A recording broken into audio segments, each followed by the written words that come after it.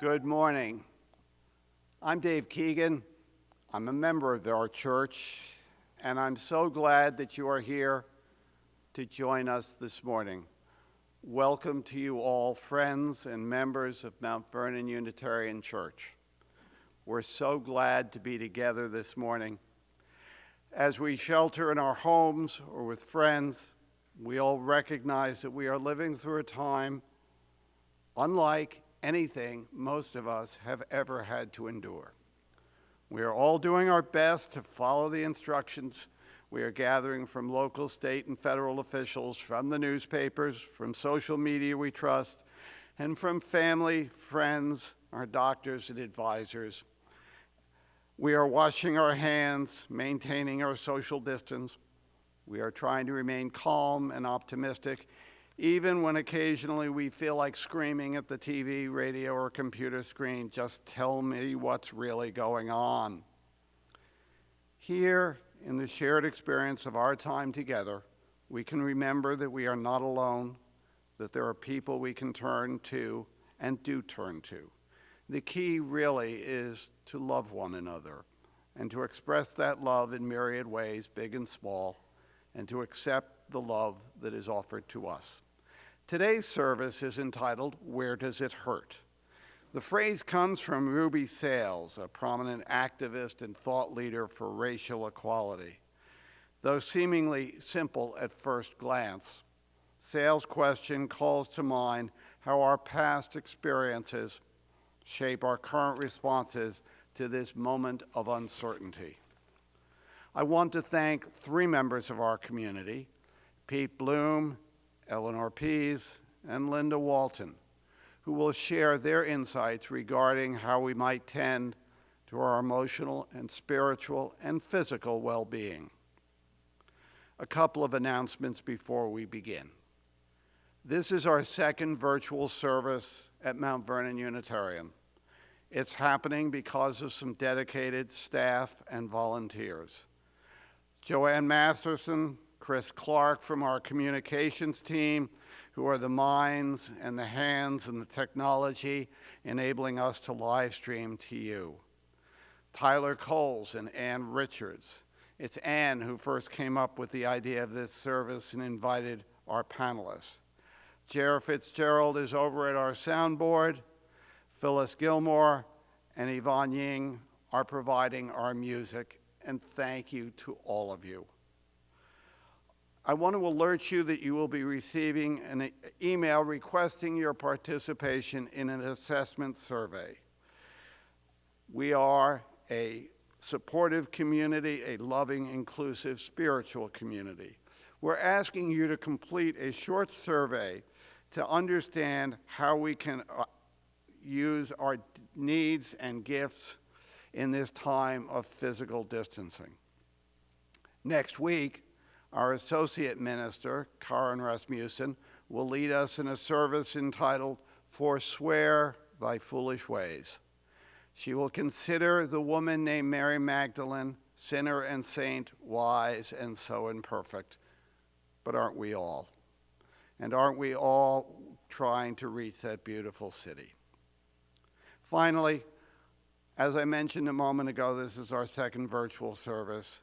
Please, by email, share your thoughts about these services and what's working for you. You can email Tyler Coles, our intern minister, or you can send an email to the worship committee at worship@mbuc.org, and we will make sure your thoughts get to the right place. With that, let us turn our hearts and minds to music. The song I am singing at this time is called Our World is One World, and I think the lyrics are particularly apropos of our situation right now, but they're always valuable.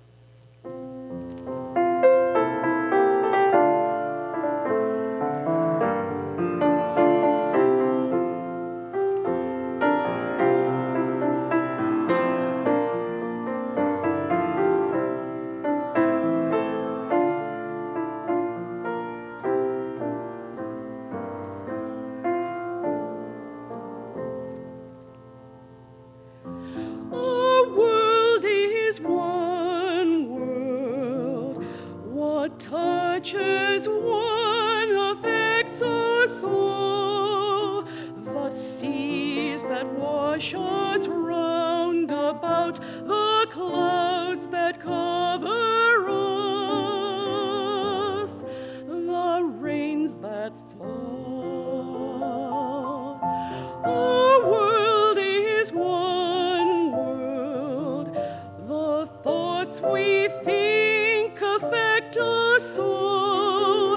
The way we build our attitudes with love or hate we make, a bridge or wall. The world is one world. Its ways of wealth affect us all. The way we spend, the way we share, who are the rich or poor, who stand or fall. Our world is one world, just like a ship that bears us all, where fear and greed make many holes, but where our hearts can bear a different call. And now we light our chalice with the words of Rainier Maria Rilke, who wrote in his letters to a young poet, "Be patient toward all that is unsolved in your heart, and try to love the questions themselves. Live the questions now. Perhaps you will gradually, without noticing it, live along some distant day into the answer." In this time of anxiety and perplexity, may we accept and, yes, love the questions.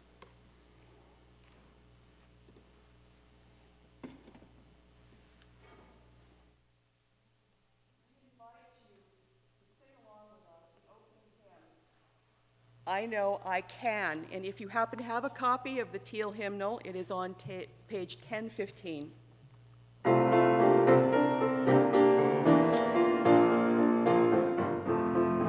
Though the days be dark with storms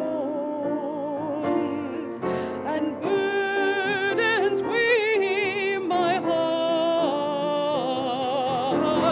though troubles wait at every turn, I know I can go on when sorrow heals my soul and burdens make me strong. Though troubles wait at every turn, I know I can go on. My sister in my heart, my brother in my song. Though troubles wait at every turn, I know I can go on. And though the journey is long, the destination is near. Though troubles wait at every turn, I know I can go on. So brothers, take my hand, and sisters,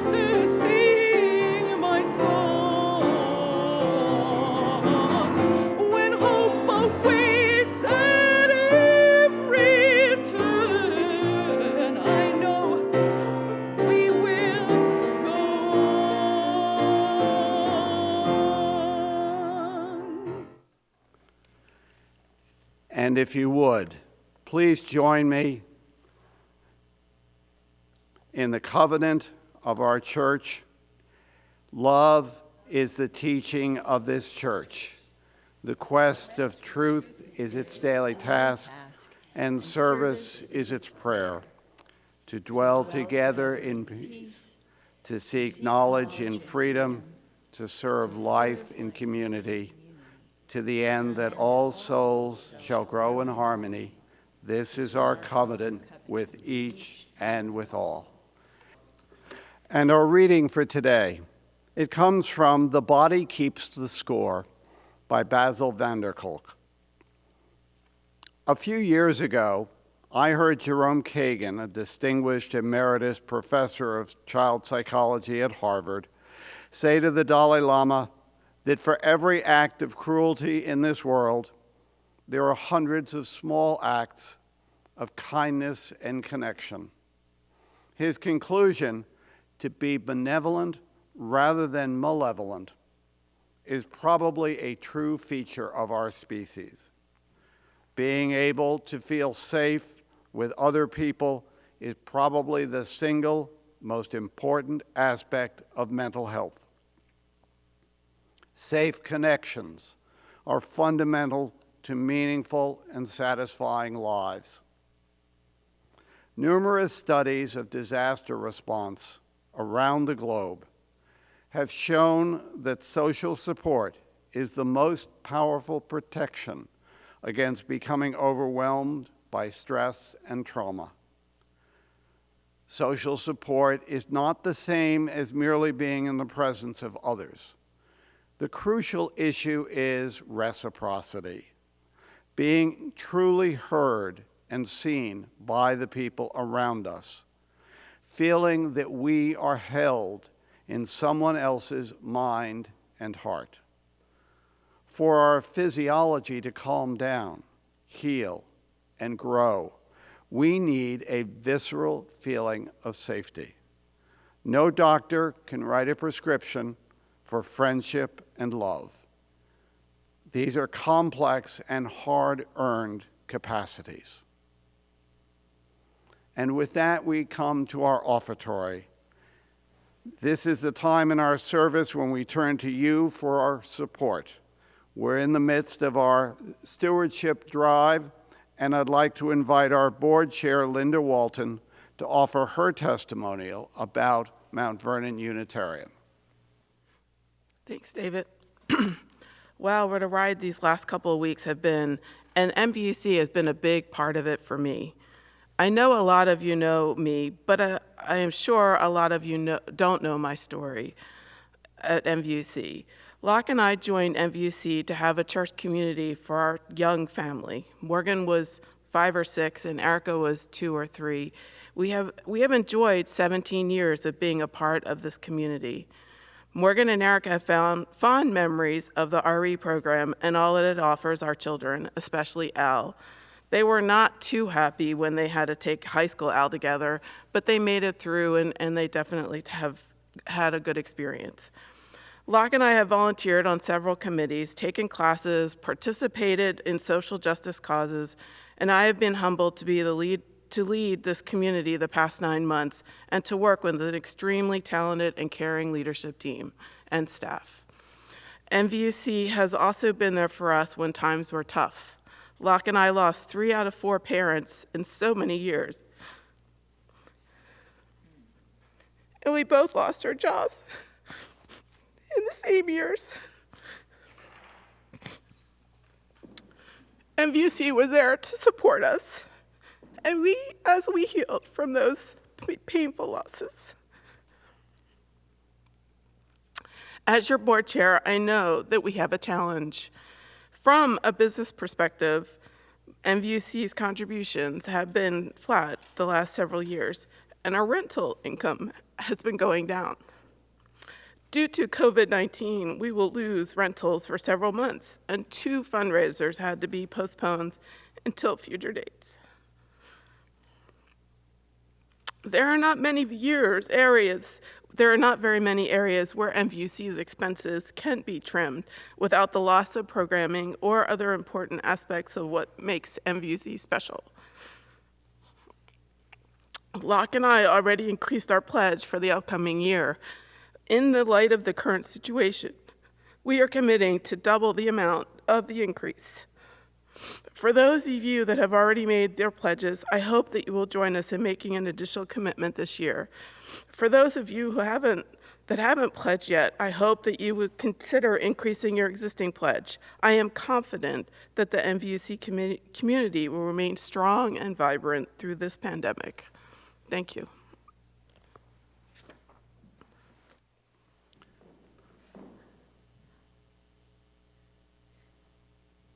Thank you, Linda. Thank you for sharing. A word now from our Stewardship Committee. As Linda just mentioned, not having live Sunday services does not reduce the expenses incurred by this church. Insofar as people are able, given the economic setbacks that some among us are surely facing, we need a steady flow of stewardship contributions coming into the church. Many members, I know, are accustomed to fulfilling their stewardship commitments by dropping a check in the plate during the offertory. Until we are able to physically join with each other again on Sunday mornings, please mail those checks to the church. As an alternative, this might be a good time to set up an automatic recurring payment to the church from your bank account. And now, perhaps you take a moment, not to light a candle by the windows, but perhaps to light a candle in your heart for someone important to you in this challenging time.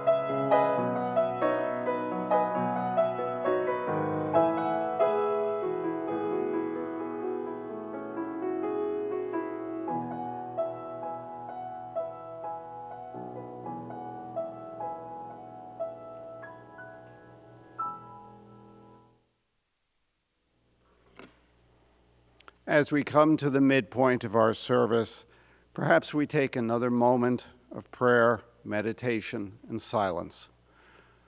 I invite you to settle your feet on the ground, to calm your hands, perhaps to close your eyes, perhaps to look at something that gives you peace in the room around you or out your window where spring is blooming.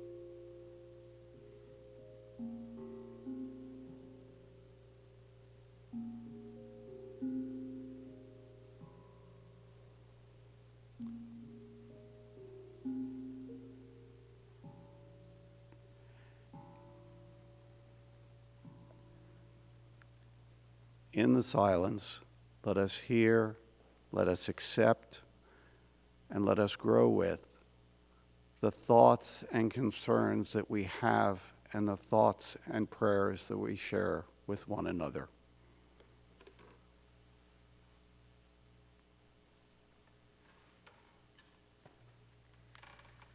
I invite you to join me in singing Love Knocks and Waits for us to hear. The lyrics should be on your screen, and it is number 1029 in the Teal Hymnal.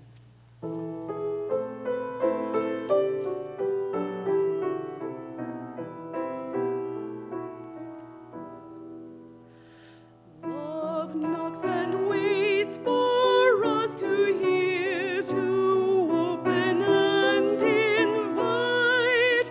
Love longs to quiet every fear and seeks to set things right. Love offers life in spite of foes who threaten and condemn. Embracing enemies, love goes the second mile with them. Love comes to heal the broken heart, to ease the troubled mind. Without a word, love is a start to ask and seek and find. Love knocks and enters at the sound of welcome from within. Love sings and dances all around and feels new life begin.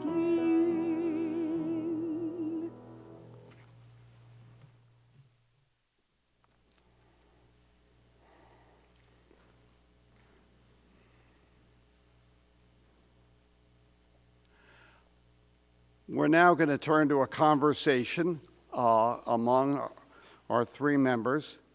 And let me tell you a little bit about them. To my left, the right side of your screen, Pete Blum, a psychologist who spent his first 10 years growing up just down the road in the Taxmont development. He moved away with his family, but returned in 1968 when he and Sonia were married. They've been coming to Holy Hill ever since. 2 children, Eric and Linnea, were raised in this church. Pete led the church's social justice program for 6 years, until 2000, and co-led the process for us to become a truly welcoming congregation.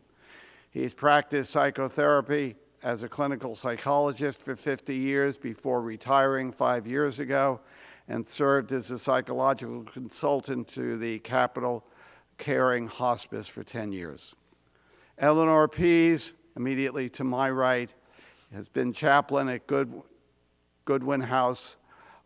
She is, before that, a grassroots fundraiser and advocate, and then attended the Pacific School of Religion from 2015 to 2018. She was an intern minister at the Unitarian Universalist Church of Annapolis from 2016 to 2017 before becoming the chaplain resident at Goodwin House. And she is also an affiliate minister here at Mount Vernon Unitarian. To my far right is Linda Walton, whom you heard from a moment ago, the chairman of our board of trustees. She and her husband Locke have been members of MVUC for 17 years. She's served as chairman of the Religious Education, now Lifespan Spiritual Growth Council, Personnel Committee, member of the Personnel Committee, Nominating Committee, and Lifespan Spiritual Growth Council. She's taught RE for multiple age groups and OWL for K through K1 and 4th and 5th grade. She and Locke have two children, Morgan and Erica, and she's a program manager at Freddie Mac. So with that, what I thought we'd do is pose a couple of questions to our panelists, ask for their responses, and hear some thoughts. So I'm going to start. I'll just warn you, Pete, you're going first. What have you heard or experienced over the last 2 weeks that strikes you as reflecting the experiences people are going through. Do you have any anecdotes that you could share that would be illustrative of how those among us are coping? Yes, I contacted some colleagues and friends and asked them how they're coping, and I'd like to read to you from 3 of their responses. One from a fellow clinical psychologist. I cried last night for the first time in a while as I let myself realize how worried I am about important elders in my life, family members, and close friends. I've been so busy during this first week at home that I didn't recognize the grieving part of me. I grieve for my time in the classroom with students, socializing with friends, and most of all, for people who have been and will be hit very hard by this. A friend wrote me, I worry a lot and have lots of anxiety. I cry easily, and my husband looks on in disbelief. He's stopped asking, what's wrong? Or everything's fine. I'm on social media. We embrace one another's fears with a hug emoji and comments like, I hear ya, and we'll get through this. And then 2 friends wrote, we've been feeling waves of doom followed by rest, reflection, and hope. Mostly now, after settling into the new realities, it's been quite peaceful. We wonder if maybe the only way this planet will get us to wake up is to put us in prison a little while, to pause and think about how we might want to do things differently. Too many uncertainties to count the lessons now, but we hope everyone is able to find love and respite in the weirdest of these times. So, just add quickly, Sure. David, so these are understandable feelings, reactions. I just want to suggest that people notice the different troubling feelings that they're having, thoughts and physical sensations. Look at them with curiosity and then let them pass. Avoiding and fighting our feelings only makes them worse. By focusing on how to engage in the necessary things in our lives, as well as the meaningful and joyful activities, we'll get by. Thank you. Thank you. Eleanor. So I work directly with a high-risk population. So the hardest thing of all is families who can't be together when an elderly person is dying. It's very hard to navigate. Also, there's a certain level of just discombobulation, kind of bizarre changes in routine, things like not being able to go to the dining room, having to line up 6 feet apart with tape on the floor, these just sort of crazy random things that are a little chafing. Most of all, though, and I want to echo what Pete is talking about with reflection. I'm having to take more time for reflection, and part of that helps me notice the people who are not complaining and the people who are being stoic, but who might not think to reach out and call someone on the phone. So I'm trying to take more time for my own reflection, and then I'm also trying to be more strategic in how I act. Good. Thank you. Linda. So for me, life has been relatively normal, but I think because people are finding ways to connect, communicate, and socialize with each other. I've seen friends joining on Zoom meetings and having get-togethers through that, or talking on conference calls. Family are using Google Hangout. Personally, I have 2 sisters that are by themselves, so they're calling more frequently, but that's okay. And my children are accommodating that very nicely. And I myself have worked at home. For me, it's perfectly fine to be able to work from home 100%. It's a little more noisy with the dog barking, but otherwise, I think people are adjusting well. I think that as a church community, we're jumping in, and these virtual services have been wonderful. It gives people an outlet to the community to be together. In the coming weeks, I think we'll be continuing to do various things. And as David said, we're going to be sending a survey out, and we encourage people to answer that so that we can be able to reach out. I know our caring team is available as well. So from a practical MVUC standpoint, things are very different, but we also want people to feel that they can get together socially and stay together through virtual means. And if people need assistance with these electronic tools, I would strongly encourage people to reach out as well. We definitely have community here that have the expertise to help people with those tools. So, but I think that, as far as the community goes, I think we just need to adjust and be working together from a virtual standpoint. Thank you. Thank you, Linda. Pete, I'm going to turn back to you with a somewhat different question. I think Linda's already gotten at this a little bit. But what, from your point of view, is the role of our church in responding to the current pandemic and how people are feeling?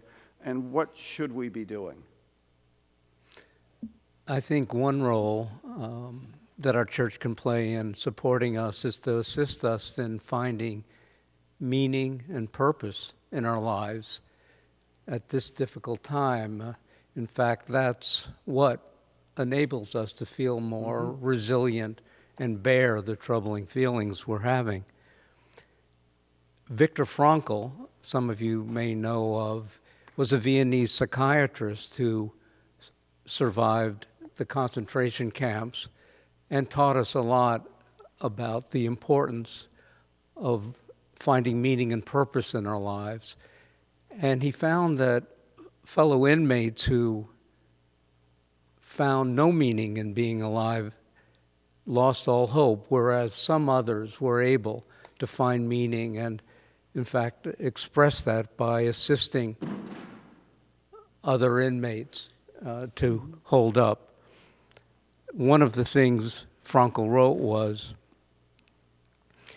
"They may have been few in number, but they offer sufficient proof that everything can be taken from a person but one thing, the last of the human freedoms, to choose one's attitude in any given set of circumstances, to choose one's way."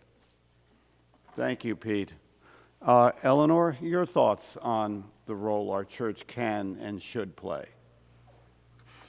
Well, the role of the church is always a great question, and I found almost randomly this quote from Alfred North Whitehead: "Religion is the version of something which stands beyond, behind, and within the passing flux of immediate things." And right now, the passing flux of immediate things feels really chaotic. So what stands beyond, behind, and within? What is the meaning and purpose? We don't know yet the purpose. There may be people, and I've heard people say, well, God must have a purpose for this. But you can come to Mount Vernon Unitarian Church and not feel certain about that and wrestle with that question. You can try to find what feels real for you that's of ultimate value beyond the immediate, but also within the immediate and inside the constraints of the immediate, because our lives are material and tangible as well as sacred, which is why we have to wash our hands. So it all kind of goes together. I'm going to pass that on. Okay. We'll wash our hands as soon as we're done. Linda? I think the role of the church is to keep our foundation. It depends on people and how they practice, but I think it's a foundation, and to keep as much normalcy to their lives that need it, for people that need a connection, especially. It also provides opportunities for the community to gather virtually, whether it's through a service or through a group of people that they are friends with, a committee meeting, and it definitely provides people a way to get together, and it provides a spiritual community for spiritual practices. So for people that need some spiritual or some support spiritually, I think it can provide that as well, no matter what religion or church there is. And I would say that folks that want even more during the week, there's many UU churches that are live streaming their services so that they can go out and get them out on the web. If you want something on a Wednesday night or a Tuesday night, you can do that and listen to the services. So I think that's in a way, this is giving everybody an opportunity to get even more if they need it as we move along. Good. Thank you, Linda. I'm going to keep circling around, so Pete, you're next up. I'd like to turn a little bit. We've talked about the role of the church, but I'd appreciate your thoughts about what you think this will mean for MVUC going forward. What do you think will be the outcome? What will be the lingering side effects, or maybe the benefits? I realize we're in early days, but what are your thoughts on that subject? Although we generally act independently, I think a crisis such as this can teach us that we depend on each other. In fact, we really need each other. I think we hopefully will learn to overcome our reluctance to share our troubled feelings with each other and turn to each other. Mm-hmm. As Mr. Rogers' mother taught him, when in trouble, look for the helpers. And I think we can also learn to listen more deeply and genuinely to each other and try to understand what they're experiencing and let them know that this mm-hmm. matters to us. And in that way, as we develop rapport with each other, we can feel more safe, I think, in being open and honest with each other. Great. Thank you, Pete. Eleanor. Relationship. The further we move along kind of into the end or out of the end of the modern era, the less we seem to rely on individual, private ways of coping, and we are forced to reach out and to realize that the meaning of our lives is only in the context of the relationships. Who do I count on? What do I count on? And it's not even relationships just with other people, but the trees and the animals. The birds that, I have a bird feeder now at my rental apartment where I don't want to have a pet, but I have animals. In this time of extreme flux, we also have unseen possibilities.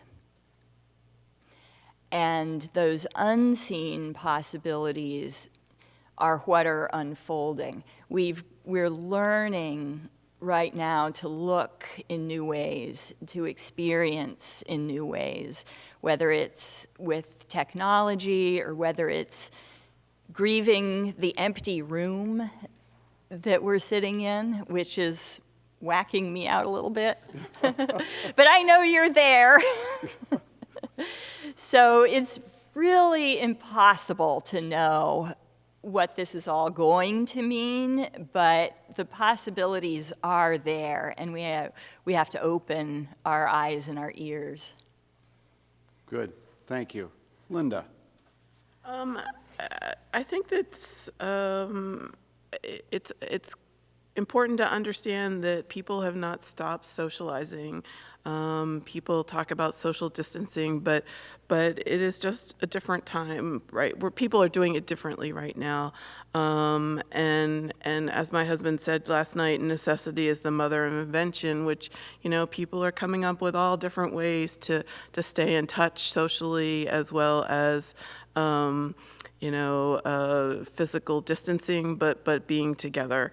And whether it's a picture or a video, and I think that people are figuring out how to stay together as a community. Facebook is great, social media. Last night my daughter was on, I don't know what she was using, but she had 3 of her friends and they were all on the same screen and talking. And I think that's great. For her to be able to have that capability.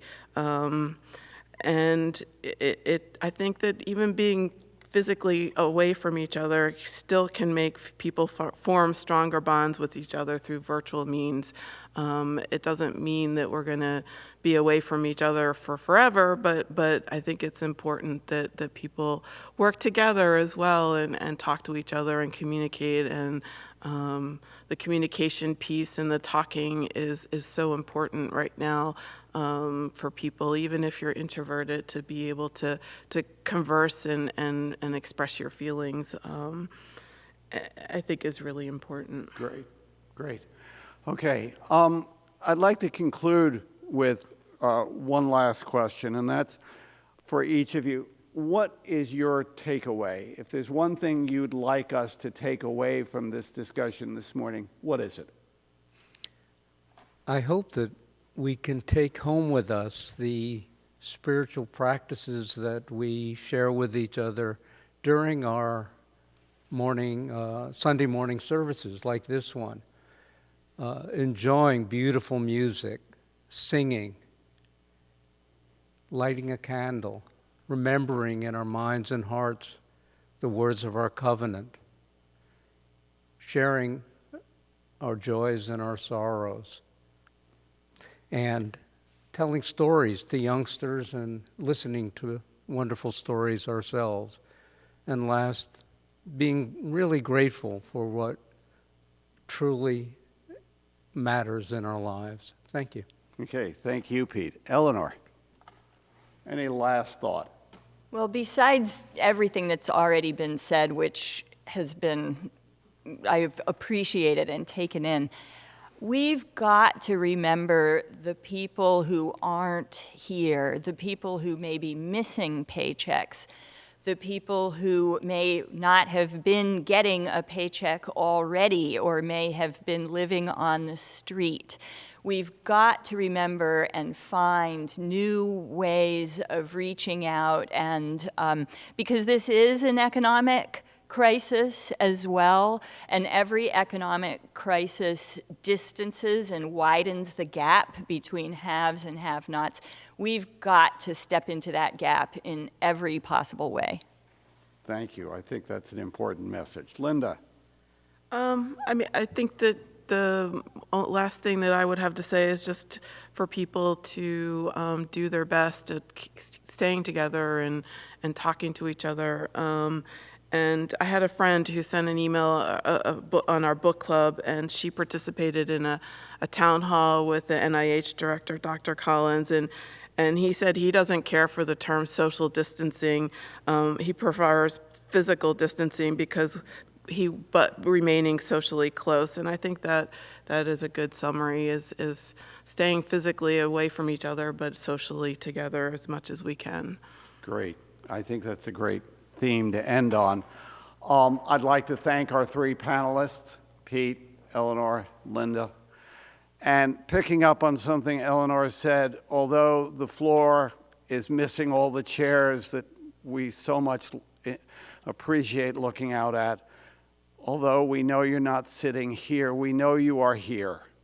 And we really appreciate your taking the time to be with us, to share your energy with us. If there are comments or questions that you have, perhaps for one of our panelists, you can email them, or you can just email worship@mvuc.org, and I'll make sure they get your message. So thank you, and we'll now have our closing hymn.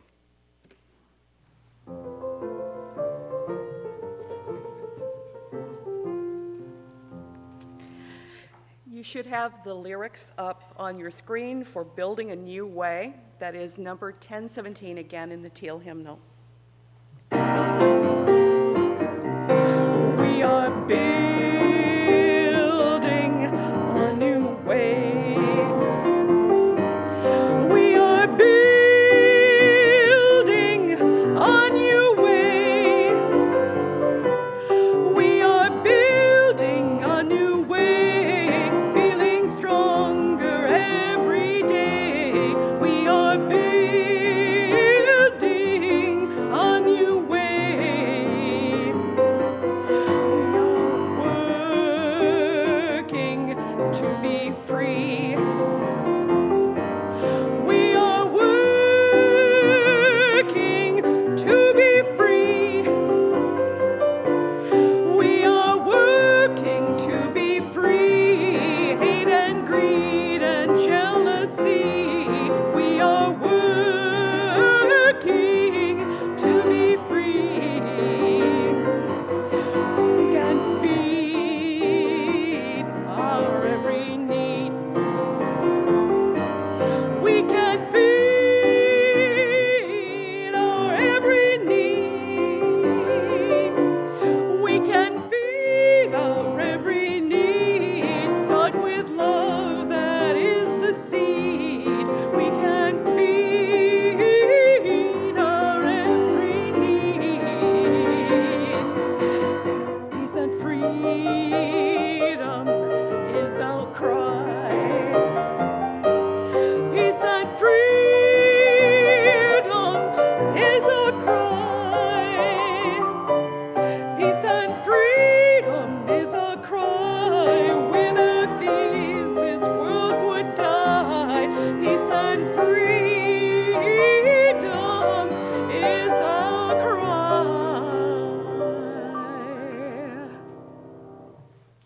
Thank you, Phyllis. Thank you, Yvonne. We come now to extinguish our chalice with the words that we use every week. We extinguish this flame, but not the light of truth, the warmth of community, or the fire of commitment. These we carry in our hearts until we are together again. And for our benediction, I invite you to reach your thoughts out to those around you. The words of our benediction come from The Body Keeps the Score.